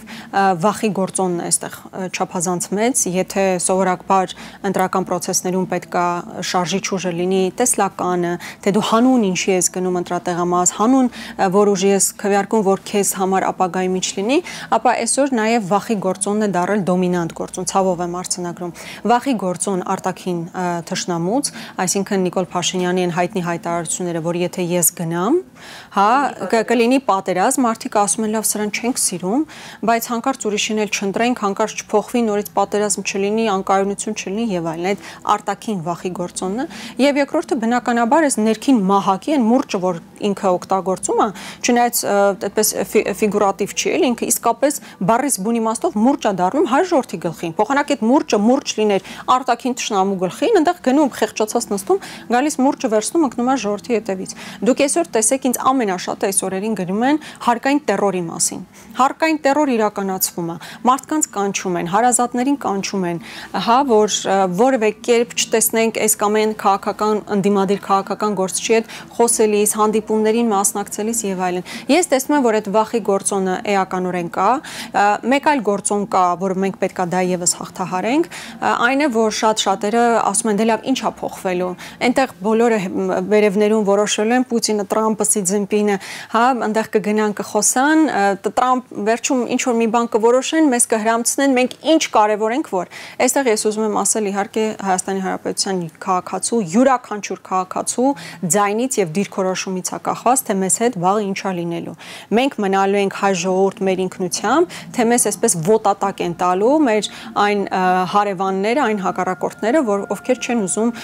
ովքեր կարող է ուզենան Հայաստան Հանրապետության այսպես նոմինալ պահպանությունը, բայց բովանդակության մեջ ինքը այլևս չի լինելու այն Հայաստանի Հանրապետությունը, որ կա։ Նիկոլ Փաշինյանը իմիջիալոց դրա մասին էլ հայտարարում է, որ ինքը ուզում է այսպես ասած 4-րդ հանրապետությունը ստեղծել, հա, 4-րդ հանրապետություն, որ չի ունենալու բովանդակություն։ 4-րդ հանրապետությունը ինքը ստեղծում, ինչպես ինքն է ասում, իբր երրորդը ստեղծվել էր կոնֆլիկտի հիմքի վրա, ինքը հիմա ստեղծում է խաղաղության հիման վրա։ Մինչդեռ երրորդը հաղթանակի հիման վրա ձևավորված հանրապետություն է։ Մեր հանրապետությունը մեր ժողովրդի ամենամեծ հաղթանակներից Արցախյան հերոսամարտի հիմքի վրա, հաղթանակի հիմքի վրա ձևավորված պետություն է։ Իսկ այն չորրորդը, որ ինքն է պատկերացնում, պարտության, ստորացման, արժանապատվության նսեմացման, բայց իր խոսքով նաև ժողովրդավարության հիմքի վրա։ Դե ժողովրդավարությունը Քոչարյանը նրան ուղիղ ավտորիտարիզմի մեղադրանքներ կայացրեց, այս կոնտեքստում ձեզ Հայաստանի ժողովրդավարացմանը աջակցող ուժերը ինչու են լուռ։ Հայաստանում ժողովրդավարացման աջակցման ուժեր չկան կամ գրեթե չկան, որպեսզի որևէ մեկին չնեղացնեմ, շատ փոքր այդպիսի ուժեր կան, այն ուժերը, ովքեր տեսնում են Նիկոլ Փաշինյանի ճանապարհով է գնում, շատ հստակ հայտարարում են, որ սա ավտորիտարիզմի ճանապարհն է, այստեղ ժողովրդավարություն չկա։ Մենք աննախադեպ այնպիսի պայմաններում ենք ապրում, երբ արքեպիսկոպոսներ ունենք կալանավորված։ Ու դուք ասում եք մենք ժողովրդավարության մեջ ենք ապրում, մարդիկ մի հայտարարության համար Սամվել Կարապետյանը հարցազրույցի ընդհանրապես եկեղեցու պաշտպանելու համար այսօր գտնվում է բանտում։ Այս ինչ տիպի ժողովրդավարությունը, աննախադեպ ժողովրդավարությունը, հա, սա երևի։ Բնականաբար մենք գնում ենք ավտորիտարիզմի ճանապարհով, սա մեզանից յուրաքանչյուրը հասկանում է, մեր քաղաքական թիմը հասկանում է, եւ կարեւոր շեշտադրում, որ նախագահ Քոչարյանի իր ասուլիսի ժամանակ ասում է, այն է, որ մենք ընտրական գործընթացներին գնալուն զուգահեռ պետք է այնպիսի ճնշում գեներացնենք, որ Նիկոլ Փաշինյանի ռեժիմը հասկանա, եթե գնում է տոտալ կեղծիքների, ռեպրեսիաների ճանապարհով, աննախադեպ հակազդեցություն է լինելու հեղափոխական տրամաբանության մեջ։ Եթե այո, մենք պատրաստվելու ենք ընտրության, եթե հասնում ենք դրան, ընտրական ճանապարհով իշխանափոխություն իրականացնելու։ Եթե այդ իշխանափոխությունը ընտրական ճանապարհով Նիկոլ Փաշինյանն ուղղակի անտեսում է, ոտատակ է տալիս իր ընտրակեղծիքներով, ռեպրեսիաներով, կուսակցություններ չգրանցելով, ինքը պետք է շատ լավ հասկանա, որ լինելու է աննախադեպ ճնշում բոլոր քաղաքական ուժերի կողմից հեղափոխության տրամաբանությամբ։ Հետընտրական process-ների մասին էր, թե նախընտրական։ Դրանք կարող են զուգակցված լինել, դրանք կարող են տարբեր հետաքրքիր մեխանիզմներ կան, ես կարծում եմ ժամանակն է, որպեսզի քաղաքական ուժերը իսկապես ընդդիմադիր դիրքավորված քաղաքական ուժերը շատ լուրջ խոսակցություն ունենան այդ առումով, որովհետև մենք տեսել ենք մոլդովական սցենարը, ես հետևում եմ ԿՊԱ-ականների որոշ ելույթների միջազգային տարբեր ֆորմատներում, ովքեր ասում են, որ պետք է Հայաստանը պաշտպանել, Հայաստանում ժողովրդավարությունը պաշտպանել օտարերկրյա ազդեցություններից։ Մենք հասկանում ենք սա որտեղ է տանում իսկապես, որ այո, նախընտրական շրջափուլում շատ բաներ են լինելու, ձերբակալություններ են լինելու, կալանավորումներ են լինելու, կուսակցությունների կամ տարբեր դաշինքների չգրանցումներ են լինելու։ Ես կրկնում եմ հիմիկվանից եւ նախագահ Քոչարյանի ասուլիսի այդ հատուկ շեշտադրումն եմ ուզում առանձնացնել, մենք պետք է բոլորս պատրաստ լինենք հեղափոխական հակազդեցության, որպեսզի Նիկոլ Փաշինյանի մտքով չանցնի այդ ուղղությամբ գնա։ Շնորհակալ եմ շատ։ Ես եմ շնորհակալ։ Հարգելի հեռուստադիտողներ, ես հիշեցնեմ, որ զրուցում էի Հայաստան խմբակցության պատգամավոր Աննա Գրիգորյանի հետ։ Շարունակում ենք թողարկումը, դեռ քաղաքական ուժ չստեղծած Սամվել Կարապետյանի թիմակիցները մեր ձևով շարժման հաշվետու ժողովն են կազմակերպել այսօր։ Եկող շաբաթ կալանավորված գործարարի ազատության պահանջով ազատության հրապարակում հանրահավաք կլինի։ Կարինե Մանգասարյանն է պատմում։ Սամվել Կարապետյանը գտնվում է ապօրինի անազատության մեջ։ Շուրջ 4 ամիս կալանավորված գործարար Սամվել Կարապետյանի ուղերձով է սկսում մեր ձևով շարժման հաշվետու ժողովը։ Համոզված ասում եմ, որ Փաստաբան Արամ Վարդևանյանն է փոխանցում գործարարի ուղերձը կալանավայրից։ Որի խոսքերը հետևյալն էին, որ ըստ Կարապետյանի մեր ձևով շարժումը զգալի փոփոխություններ է բերել երկրի քաղաքական կյանքում եւ պետք է դառնա հայ ժողովրդի ձեռքբերումը։ Թող որևէ մեկը չկասկածի։ Չենք նահանջելու, կանգ չենք առնելու ու մեր ժողովրդի հետ միասին Հայաստանը դարձնելու ենք աշխարհի ամենալավ, ամենաբարեկեցիկ ու ամենաերջանիկ երկիրը, անելու ենք մեր ձևով։ Հայ առաքելական եկեղեցին փոքրիկ խմբակի հարձակումներից իր ձևով պաշտպանելու մասին հայտարարած գործարարին կալանավորած իշխանությունը անցել է բոլոր կարմիր գծերը։ Ասում են մեր ձևով շարժման անդամները մշակել են հայ առաքելական Սուրբ եկեղեցու իրավաքաղաքական հիմքերի բարելավման հայեցակարգ, որպեսզի երբեք ոչ մի փոքրիկ խմբակի մտքով չանցնի հարձակվել եկեղեցու վրա։ Մենք ապրում ենք մի օրեր, որտեղ այս իշխանությունները անցան բոլոր հնարավոր ու անհնարին կարմիր գծերը։ Մինչ իշխանությունը կալանքի տակ է պահում գործարարին, զուգահեռ նրա համակիրների շարքերն են օրորի ավելանում։ Այսօր մենք հայտարարում ենք մեր ձևով կամավորական շարժման հիմնադրման մասին։ 1.5 ամիս առաջ ձևավորված շարժմանն արդեն միացել է 5000 կամավոր։ Շարժման համակարգող Նարեկ Կարապետյանը վստահ է, շատ շուտով տասնյակ հազարներ են դառնալու։ Մարդիկ նախ եւ առաջ վստահում են Սամվել Կարապետյանին։ Այն վստահությունը, որ մենք բոլորս ունենք, որ նա հետևողական է լինելու, շարունակելու է չգցել հայ ազգի անունը, պահպանել մեր պատիվը, չի նայելու մեր ժողովրդի աշխատած կոպեկին։ Նարեկ Կարապետյանի խոսքով մարզային իրենց այցելություններով կոտրել են այն կարծրատիպը, թե Երևանից հեռու մարդիկ համակերպվել են Փաշինյանի իշխանության հետ ու անսահման գոհ են։ Կարապետյանը պնդում է, մարզերից յուրահատուկ տնտեսական առաջարկներով են իրենց դիմում, որոնք հետագայում դառնալու են իրենց ծրագրի մի մասը։ Սամվել Կարապետյանի թիմում վստահ են, միայն հզոր տնտեսությամբ է հնարավոր դառնալ տարածաշրջանում զարգացած երկիր եւ դիմագրավել բոլոր մարտահրավերներին։ Մեր երկրի ղեկավարները իրենց ժամանակի 80%-ը պետք է ծախսեն տնտեսության վրա։ Երբ մենք նայում ենք օտար երկրների նախընտրական ամբողջ քարոզարշավները, բոլորը տնտեսության մասին են։ Նայում ենք Հայաստանինը, բոլորը իրար մասին է։ Մեր ձևով շարժումն առաջարկում է ՔՊ-ի գաղութային տնտեսությունը վերածել արդյունաբերականի։ Տնտեսագետ Հայկ Ֆարմանյանը վստահ է, Հայաստանում հնարավոր է արտադրել այն, ինչ հիմա ներկրում ենք։ Մասնագետի պնդմամբ շրջանառության հարկի բարձրացումը հարկային տեռոր է։ Հազարավոր տնտեսվարողներ փակել են բիզնեսը, կանգնելով արտագաղթելու վտանգի առաջ։ Շրջանառության հարկի փոփոխման արդյունքում վերջին 1 տարվա ընթացքում Հայաստանում փակվել են 2000 եւ ավել փոքր եւ միջին ընկերություններ։ Իսկ դա նշանակում է, որ այդ ընկերությունների սեփականատերերը, աշխատակիցները պոտենցիալ արտագաղթողներ են մեր երկրից։ 21-րդ դարում ազգային պետություն կառուցելու խոստում են տալիս մեր ձևով շարժման անդամները։ Այդ ճանապարհին պետք է որակապես փոխել հարաբերությունները ավանդական դաշնակիցների հետ ու զարգացնել կապերը բոլոր երկրների հետ։ Արեգա Հովսեփյանի խոսքով երաշխիքներով ապահոված խաղաղությունն է կայուն եւ ոչ թե Փաշինյանի մատուցած խաղաղության միֆը։ 3 պատերազմ բերած մարդը մեզ առաջարկում է ոչ թե խաղաղություն, այլ մեղսակցություն։ Եկեք, սիրելի ժողովուրդ, անկեղծ լինենք ինքներս մեր հանդեպ։ Պարտության սիմվոլը մշտական գայթակղության աղբյուր է թշնամու համար նոր հարձակումներ նախաձեռնելու։ Հետևաբար, բանակցողի փոփոխությունը այլընտրանք չունի։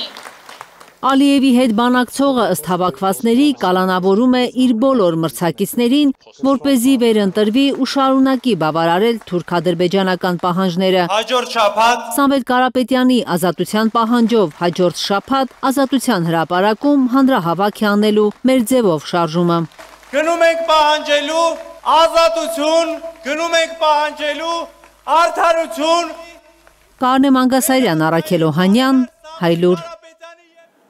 Մյուս տարեսկզբին քաղաքական ուժ կդառնա մեր ձևովը, արդեն խոստանում են Փաշինյանի համար վերադարձ նախկինին լինելու է, նա նորից դառնալու է ընդդիմություն։ Պրինցիպիալ մի հավատամք ունի, որ իշխող ուժը պետք է չմնա։ Ոչ միայն քննադատել իշխանությանը, այլև ամեն ինչ անել հեռացնելու համար։ Իրական ընդդիմության մասին մեր ձևով շարժման տեսակետն է ներկայացնում շարժման համակարգող Նարեկ Կարապետյանը։ Իշխող ուժի հետ որևէ համագործակցություն պետք է չլինի։ Մնացողը արդեն կոնսենսուսից դուրս է։ Այս պահին իշխող ուժի հետ որևէ դեպքում չհամագործակցելու կոնսենսուսային որոշում ունի մեր ձևով շարժումը ընդդիմադիր մյուս ուժերի հետ։ Նախընտրական շրջանում ընդդիմադիրների հետ էլ չի միավորվելու գործարար Սամվել Կարապետյանի առաջնորդած ուժը, բայց դեմ չեն, որ այլ թիմերից պրոֆեսիոնալներ միանան իրենց թիմին։ Մենք հայտարարել ենք ուժերի հետ նախընտրական որևէ միավորման չգնալու մասին, բայց չենք ասել, որ այդ ուժերի որևէ ներկայացուցիչի հետ չեն գնա, այսինքն ինչպես հայտարարել ենք միշտ, յուրաքանչյուր պրոֆեսիոնալ, որը ունի մեծ փորձ եւ մաքուր ձեռքեր, կարող է մեզ միանալ։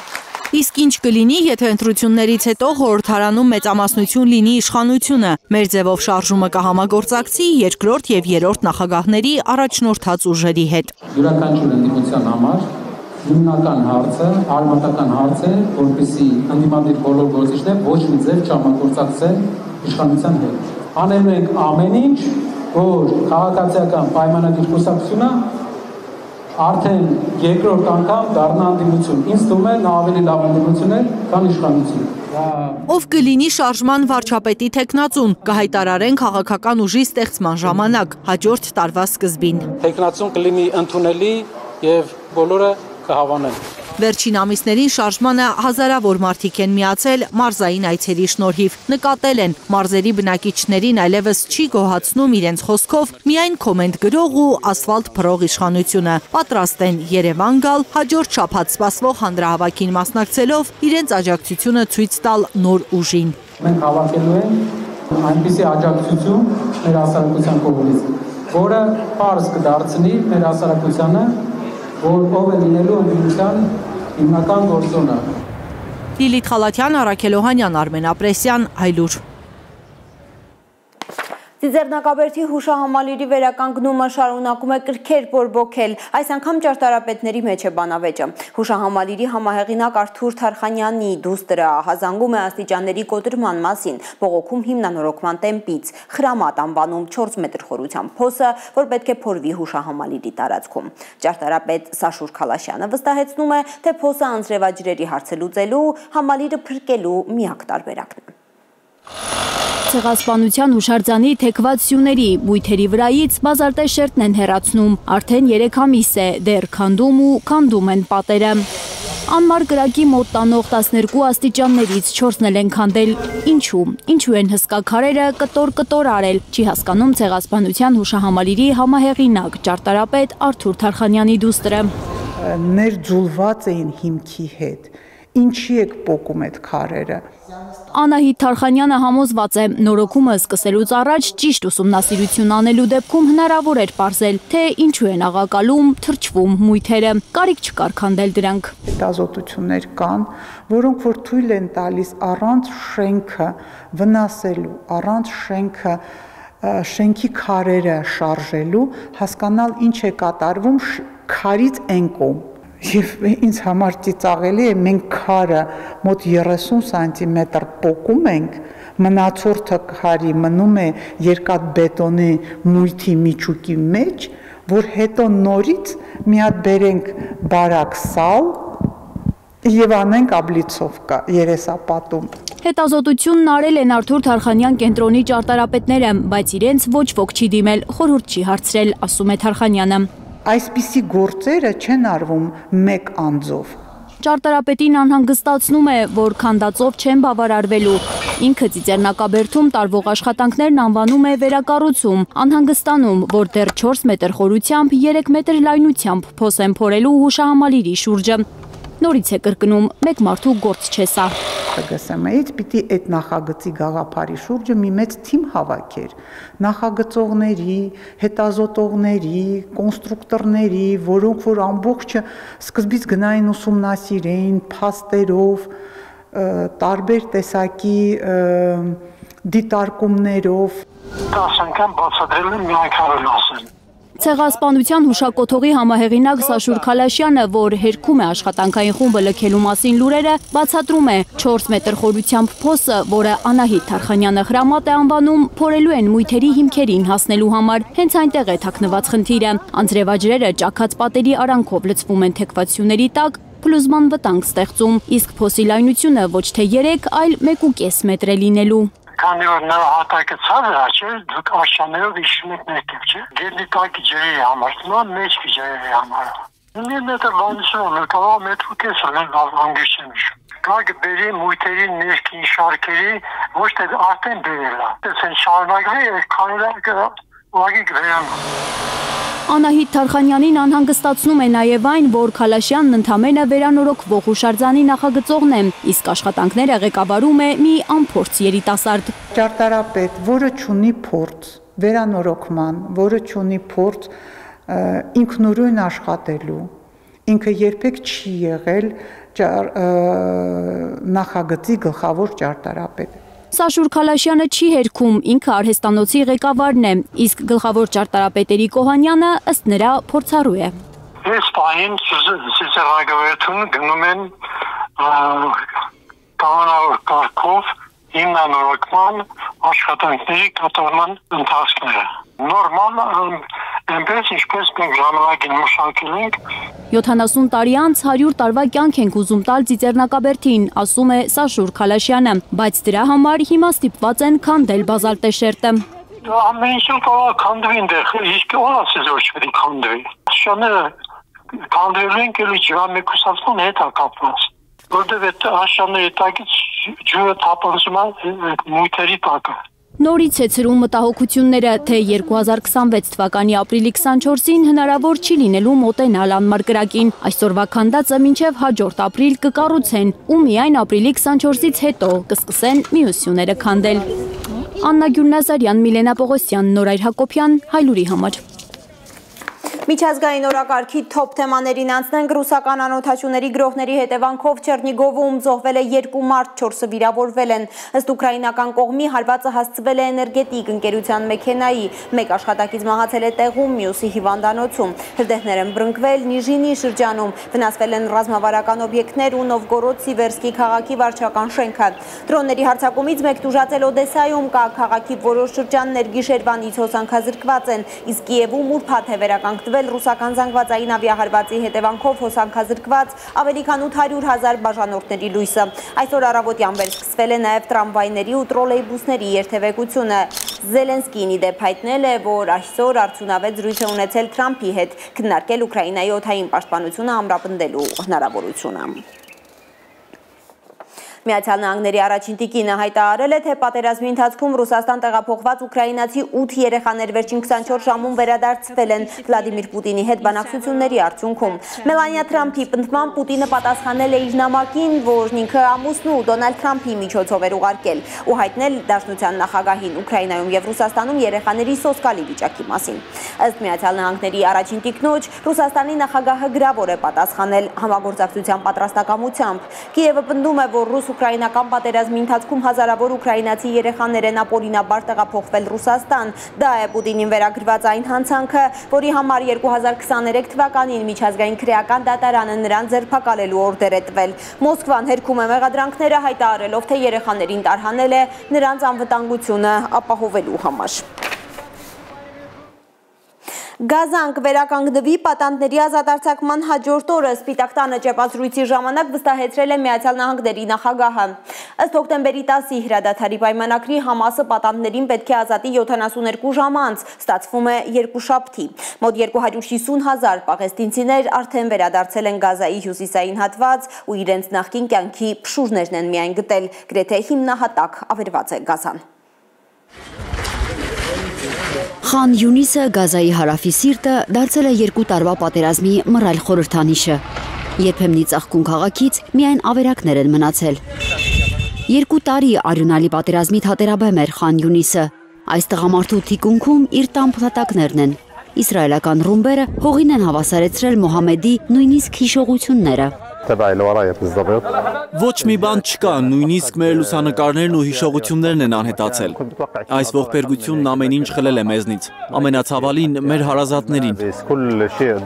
Խան Յունիս վերադարձող տեղահանվածները պատրաստ են վրաններում ապրել, մի քիչ էլ սոված մնալ, միայն թե հարազատ քաղաքում լինեն։ Նրանց ականջներին Գազան ընդմիշտ լքելու խոսակցություններ են հասել։ Հիշում են Թրամփի առաջին հայտարարությունը, թե Գազան Ռիվիերայի է վերածելու ու չեն հավատում, որ այդ դրախտում տեղ կունենան դժոխքից փրկվածները։ Մենք չենք լքի մեր հողը, ոչ մի դեպքում, նույնիսկ եթե այստեղ մնալը սպառնալիք դառնա մեր կյանքի համար։ Միևնույնն է, առանց Պաղեստինի ուրիշ տեղ կյանք չկա։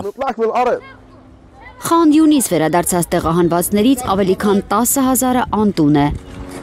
Եգիպտոսում տեղի ունեցած երրորդյա բանակցություններից հետո ամերիկյան 20 կետանոց ծրագիրը ուժի մեջ է մտել հոկտեմբերի 10-ին։ Իսրայելական զորքն արդեն նահանջում է ելման դիրքեր, սակայն Ցահալը անուղղակիորեն նորից սպառնացել է Գազայի ժողովրդին։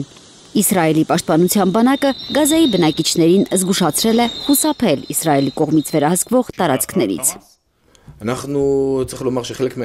Մեր վերահսկողության տակ գտնվող գիծը պաշտպանության առաջին գիծն է։ Խուսափեք այդ տարածքներից։ Իսրայելի պաշտպանության բանակը կպաշտպանի մեր քաղաքացիներին եւ մեր պետությունը ցանկացած սպառնալիքից։ Համաձայն պայմանավորվածության հրադադարից 72 ժամ անց, այսինքն երկուշաբթի, Համասը պետք է վերադարձնի պատանդներին։ Ռեյմի ռազմական բազայում ամեն ինչ պատրաստ է նրանց ընդունելու համար։ Նախքան հարազատների հետ վերամիավորվելը նրանք կանցնեն ֆիզիկական եւ հոգեբանական բուժզնություն։ Անհետաձգելի օգնության կարիք ունեցողներն անմիջապես կհոսպիտալացվեն։ Թել Ավիվը հույս ունի ողջ մնացած 20 պատանդները տուն կվերադառնան միասին։ Լացի պատի մոտ դրա համար աղոթել են նաև ԱՄՆ-հատուկ բանագնաց Ուիթքոֆը, Թրամփի դուստուրն ու Փեսան, Իվանկա Թրամփն ու Ջարեդ Քուշները։ Թրամփի ուրախությունը կարծես լիարժեք չէ։ Նոբելյան մրցանակ այդպես էլ չստացավ, իր խոսքով 8 ամսում 7 պատերազմ դադարեցնելու համար։ ԱՄՆ նախագահը պատրաստվում է ստեղծել համաշխարհային խաղաղության խորհուրդ, որը հավանաբար ինքն էլ կգլխավորի։ Կարծում եմ, մենք մեծ հաջողություն կունենանք Գազան ամբողջովին վերականգնելուց հետո։ Խաղաղության խորհուրդ ենք ստեղծում։ Չգիտեմ դա վերջնական անունն է լինելու, բայց խաղաղություն բառը հաստատ կլինի։ Ինձ խնդրել են գլխավորել այն։ Իսրայել-Համաս հրադադարի հայտարարությունից հետո առաջին 24 ժամում Գազայի հյուսիսային հատված են վերադարձել մոտ 250,000 պաղեստինցիներ։ Ծովինար Բարխուդարյան, Նորայր Հակոբյան, Հայլուր։ Եվ վերջում 5 օր առաջ հրաժարական տված Ֆրանսիայի վարչապետ Սեբաստիան Լկորնյուին Ֆրանսիայի նախագահ Էմանուել Մակրոնը վերանշանակել են նույն պաշտոնում։ Ելիսեյան պալատի հաղորդակցությունից հետո Ֆրանսիայի ընդդիմադիր կուսակցությունները հայտարարել են վարչապետին անվստահություն հայտնելու մտադրության մասին։ Ֆրանսիայում Մակրոնի հրաժարականի պահանջով ցույցեր են սկսվել։ Լկորնյուի վերադարձը անակնկալ է եղել, քանի որ նա ընդամենը 2 օր առաջ էր պաշտոնապես հայտարարել իր առաքելությունը ավարտված է։ Լկորնյուի վերանշանակումը կայուն կառավարություն ձևավորելու Մակրոնի 6-րդ փորձն է վերջին 2 տարում։ Ֆրանսիայում քաղաքական ճգնաժամը սրվել է բյուջեի դեֆիցիտի, սոցիալական ծախսերը կրճատելու փորձերի շուրջ անհամաձայնությունների պատճառով։ Դուք դիտում եք Հայլուրը, շնորհակալություն ուշադրության համար։ Կհանդիպենք։